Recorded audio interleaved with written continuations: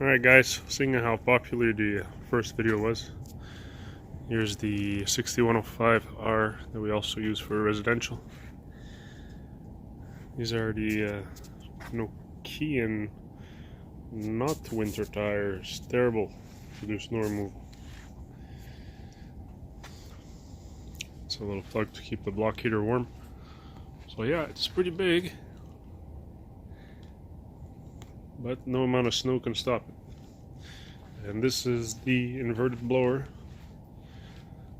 that is the fastest setup, in my opinion, and the easiest to use in a snowstorm for snow removal. That's it's my favorite anyway.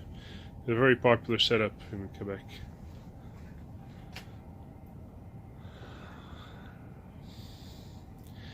So here you'll notice that it has a steel, they call it backup blade. It's hydraulic. From inside you flip the switch and you push downward pressure, and that way you're able to go up really close to the garage doors and scrape extremely well. Everything is mounted on, well, obviously it needs to be changed, I guess, Teflon so we don't damage any kind of pavers. This is actually what they call Tyvar, which is much more durable than Teflon. So let's take a little ride inside. Oh look, somebody left a key in it. Awesome.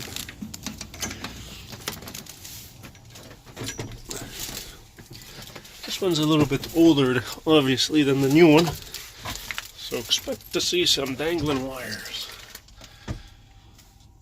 It's a radio that I had mounted inside. Here's your setup. This is a dream to do snow removal with. If you look at my other videos, you'll see me actually operating it. Once again, you have faster, slower speed, electronic clutch. This is automatic gear changing here. It's still you still have to clutch it to change range. So if you want to go from, let's say, C to D or whichever letter, those are the ranges. You have to clutch. So let's see if she starts. It's been sitting here for a while, so a little word of advice: do not buy a cheap battery for your tractors. When it's cold, things just don't start. As I did here, this was a mistake. They didn't have any in stock, so I had to go for a jobber battery. It's absolutely horrible. You can hear it has a hard time even starting the tractor.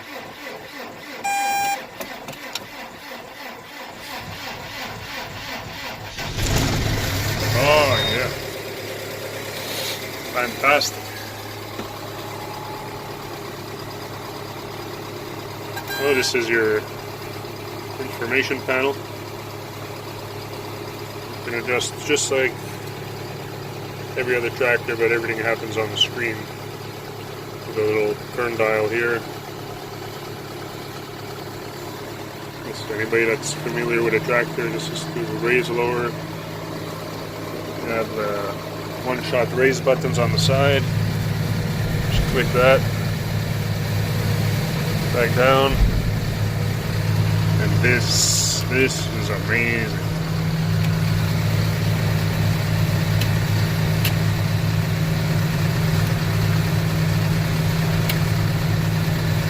Yep. All done with the back blade I showed you earlier that goes down up against the garage doors. It's all your information. The time is not right.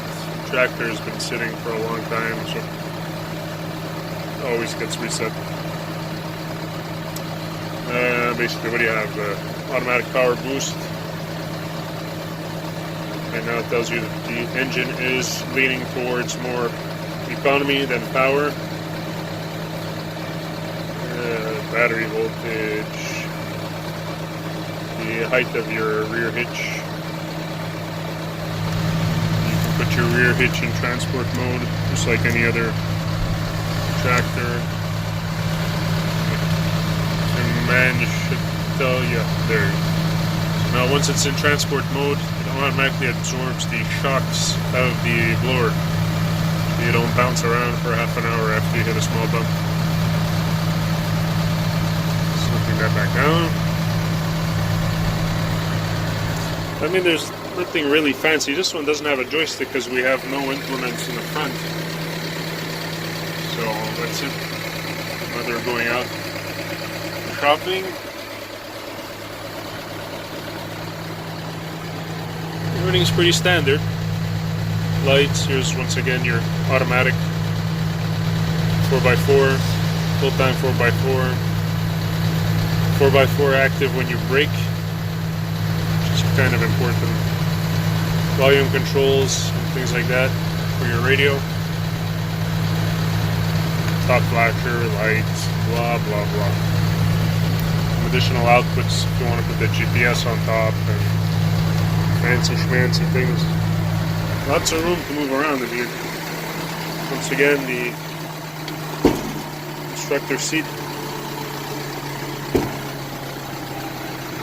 This one actually has a useful box. It's full of junk. Yep. Acid indigestion. Fantastic. More storage here. Yep, sorry about that. Pushed the wrong button. Told you I wasn't good with these videos. And that's it. Using an inverted blower, you basically only think about the one implement and only one job. You go in backwards and you drive out as you're blowing. Next house, drive in backwards, drive out as you blow. Or blow as you drive out, sorry. It's pretty easy and very fast. Alright boys, so that's it. Any other questions, don't be shy.